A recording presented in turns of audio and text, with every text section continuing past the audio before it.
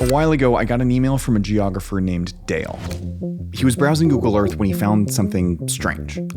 Patterns. Deep in the deserts of Iran. He didn't know what they were. He suspected they were recent, but thought their purpose and origin were baffling. He'd asked several friends and colleagues for help, but everyone was stumped. So I took a look.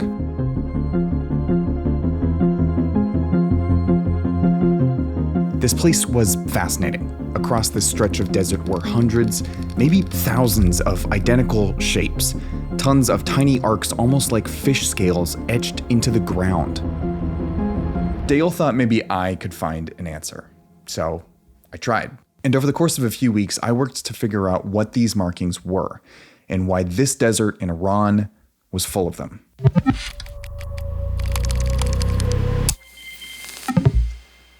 For a while at first, I wasn't sure what to make of these. I had some of my own guesses and I asked other people for theirs, but I wanted to start by learning everything that I could about this region of Iran just from satellite imagery.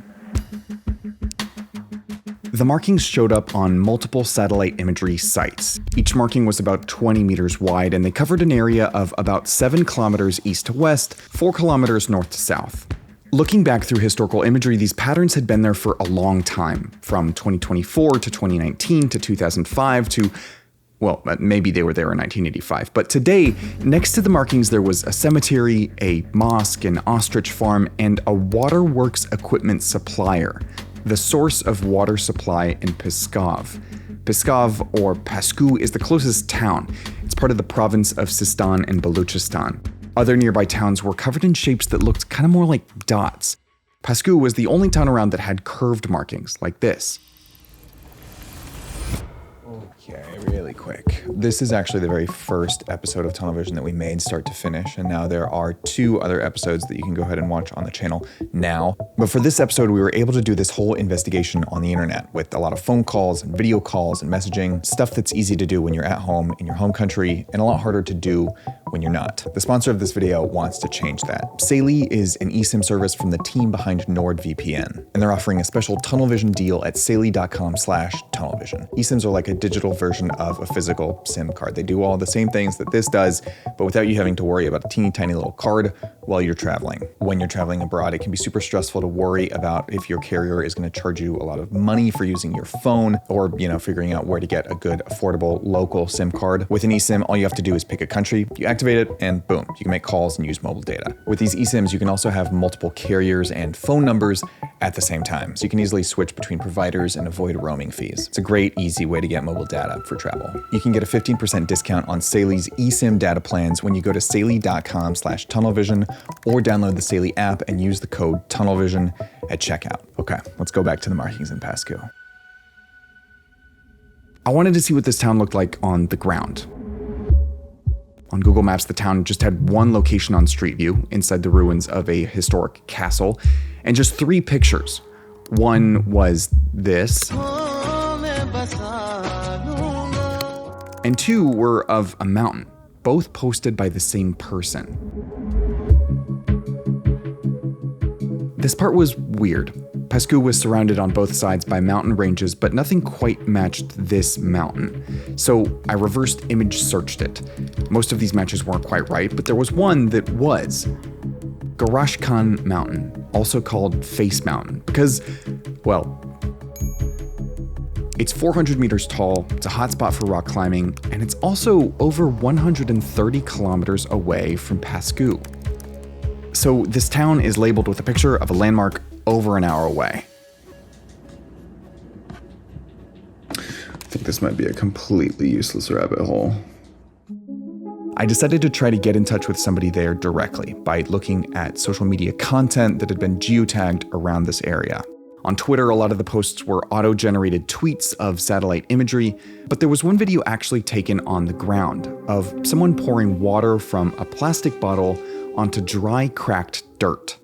On Instagram, Pasku's geotag showed pictures of people and families and green farms and sweeping landscapes. In 2021, a news report about cooling off at a local waterfall. A year later, clips of serious flooding. It was kind of like a peek into everyday life in this place through images. And behind those images, presumably, were people who could answer questions. So I wrote up some questions, I translated them into Persian, and I started sending DMs. One after another, and I waited. Most people did not respond. But then I got a message from an account named Photographer Chemist, who finally told me something that my research hadn't.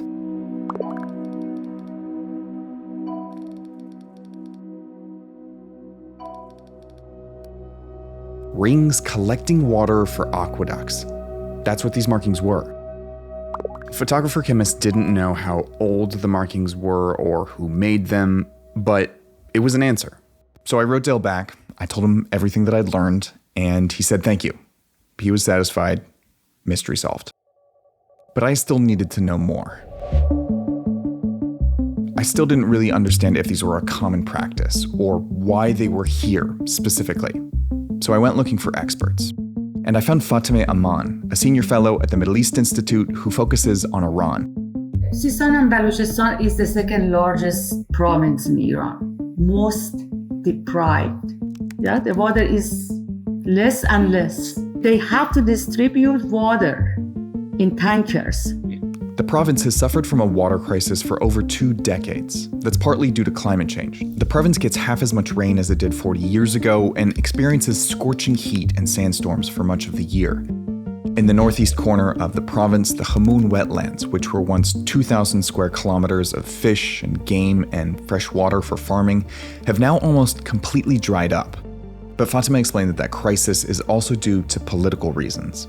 This river, which supplies water to the province, flows from Afghanistan into Iran, and water rights have been at the center of a growing dispute between the two countries.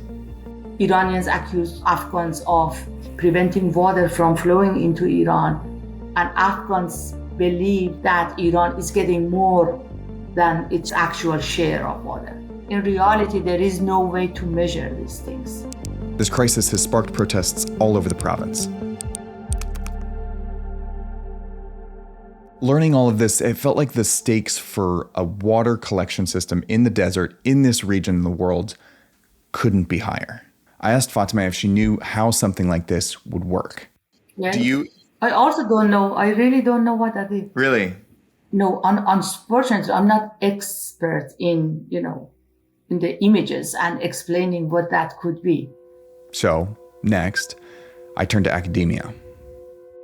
On Google Scholar, I tried keyword after keyword about water, irrigation, aquifers, agriculture, vegetation, the city of Pascu, the province of Sistan and Balochistan. And then I found a paper with a picture that caught my eye. Face Mountain. The paper was about something called semicircular buns. They're a rainwater harvesting technology, also called half moons. They're made by digging a shallow hole and pushing the soil into a curved mound on one side.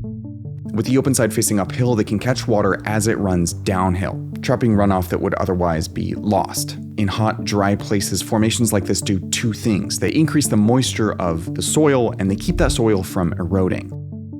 This sounded like a promising answer. The markings in Pascu mostly faced west, which, looking at a topographic map, meant that they faced uphill, so they would catch water flowing downhill. I emailed the author of this paper and a lot of other Iranian water systems experts and didn't hear back from anybody. But just reading the paper told me something important. If this study on half moons had been done near Face Mountain, that meant that somewhere nearby there would be a huge test plot of half moon markings. So I started looking.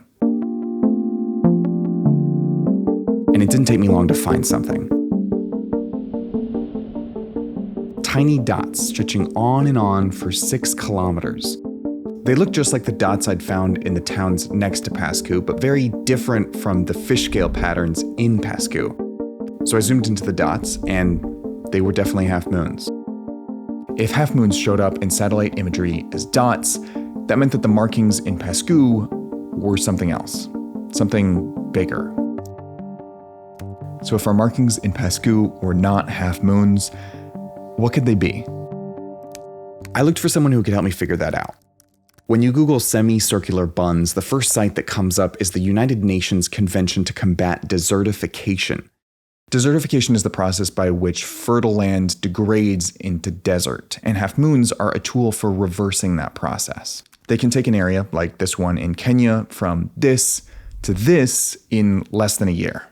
And when you look for more information on the United Nations site, the first person they point you to is this guy, Sani Mamadou Abdou.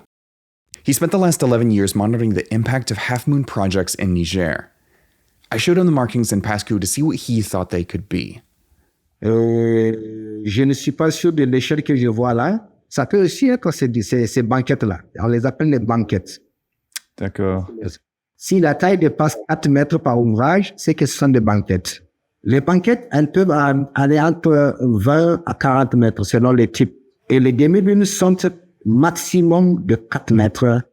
I had measured the ones in Pascu, and they were about 20 to 30 meters wide on average. Donc ce sont des banquettes et pas des demi-lunes, Ça peut être donc des banquettes, exact. D'accord. Contour buns. Sani explained to me that they basically do the same thing as a half moon, just on a way bigger scale. They're much more difficult to build because of their size, but they also last much longer. He told me that where a half moon can last between 2 to 5 years before it's eroded, a bund, if it's properly maintained, can last 40 or 50 years. He showed me a place in Niger where both technologies were being used right next to each other. Each of these markings is a half moon, and each of these large brackets is a contour bund. Because of how big the markings in Pascu were, they had to be contour bunds, not half moons. In places affected by desertification, these kinds of technologies make sure that more water absorbs into the ground and stays there, which isn't just important when there's not enough water, but also when there's too much. Et ça, c'est l'un des rôles importants de ces ouvrages-là. Ça maintient l'eau et ça protège toutes les terres en aval ou des habitations en aval ou des exploitations en aval. I called up Dale, the geographer that had asked me about this in the first place, to tell him what I'd found. So you know for a fact, or at least it seems to be fact, because you've heard it from someone who lives there, that they're used for water retention, that they're contour buns. They're amazingly dense and unique in that regard. It's mind-boggling in terms of the time and effort to build them. We don't know how long ago they were built. Nobody you talk to at least has any knowledge of when they were built, but they've been there at least 20 years, if not longer. And they're still aiding the retention of water and recharge to the aquifer for their aqueduct today. We know that much. That's about all we know. Does it feel like a satisfying answer? Is there more that you wish we had? No, I mean it's a satisfying answer. It's still remarkable just the density and the coverage of those in that particular area, because you don't find that elsewhere. And that's what really struck me about these features, how mind-boggling it is, just the time and effort and labor to create, a dozen of those, and then you multiply that by hundreds and hundreds across a landscape, densely covering like that. It was just one of these mind-boggling enterprises that really catches your attention. Talking to Fatima and Sani and Dale made me marvel at these markings in a whole new way, as a massive feat of human engineering and labor that had served a community for at least 2 decades and counting. 2 decades of extreme water insecurity. The contour buns in Pascu are part of the solution to that insecurity. And so are the half moons in the towns next door, and so are the half moons from that study near Face Mountain, which, according to that study, are working, increasing vegetation richness and soil fertility. The frequency and severity of both droughts and floods are expected to rise in a changing climate. It is and will continue to be a big, big problem. But sometimes solving big problems can start with really, really small solutions, even if all they take is some people, some planning, and a shovel.